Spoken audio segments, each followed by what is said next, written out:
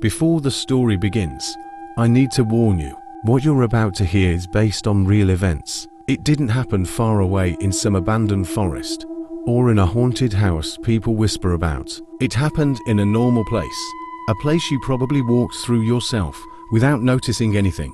And the person who went through it never believed in ghosts, or spirits, or anything supernatural.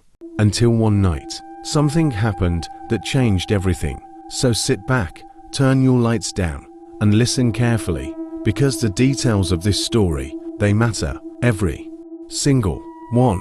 Let's begin. The house on Linden Street had always been quiet, tucked between two newer buildings. Its faded paint and overgrown garden made it almost invisible. The neighbors barely noticed it.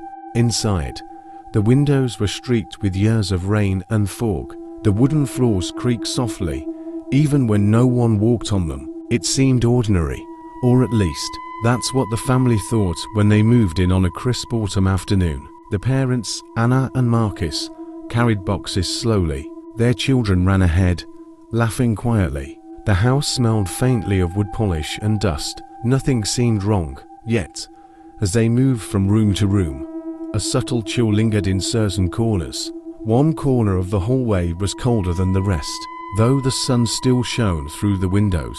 The first evening passed peacefully. Dinner was quiet. The children fell asleep quickly, exhausted. The house, for the first time in decades, was occupied again, and somewhere in its walls, it began to wake.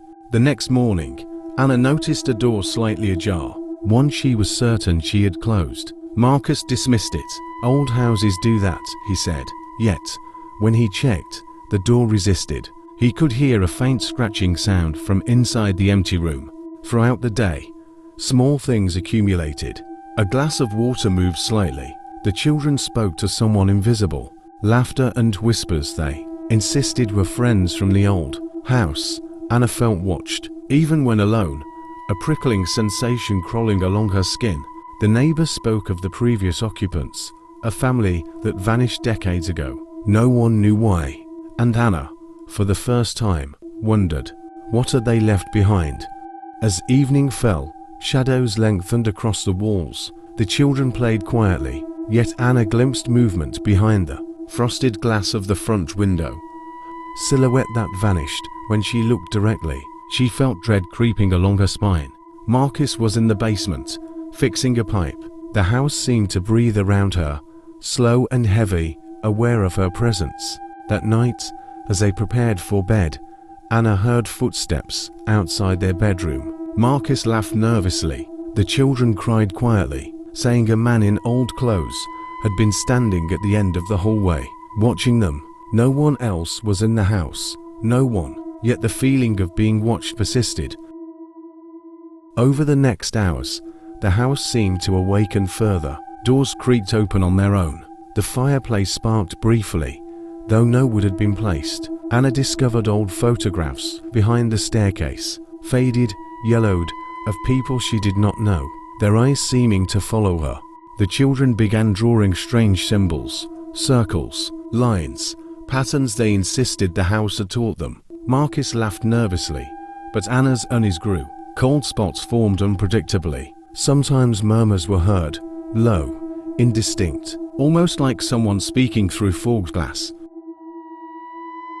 By midnight, the house had fully revealed itself. Shadows moved independently of light. Objects shifted subtly when no one looked.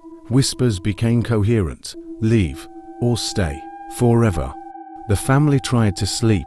Every creak, every whisper, every faint tap seemed deliberate, testing them. Anna got up to check the kitchen. A chair, never moved, sat at the table.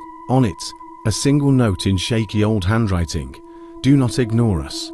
Fear settled like a thick fog. Marcus tried to leave, but doors wouldn't open. Windows resisted. Panic grew quietly, each second stretching longer. The house was aware, and it had them. In the darkest hour, the family huddled in the living room. Shadows coalesced into shapes, figures in corners, moving silently. A deep hollow voice echoed, "You should not have come." The children clung to Anna. Marcus tried to speak, but words were swallowed by the house. The walls pulsed, breathing around them. Anna felt cold, unseen hands brush her arms. Crescendo of whispers, forever, forever, forever. Then silence, complete silence. Anna understood. The house didn't want to scare them. It wanted to claim them, make them part of its long history. The morning light fell softly. From outside, everything looked ordinary. The garden was overgrown, the windows fogged. The family walked down the street, footsteps crunching on leaves. Marka smiled weakly. The children laughed softly. Anna tried to convince herself it was over. But when she glanced back, a shadow lingered in the top window. It did not move. It did not vanish. And in the quiet, she thought she heard a whisper. One day, you will understand. Though the sun rose, the street seemed safe. Anna knew some houses never forget, never stop waiting. And some shadows fade out, lingering whispers, wind rustling leaves, soft floorboard creak. Eyes wide, hearts racing, they lay together. The house was alive,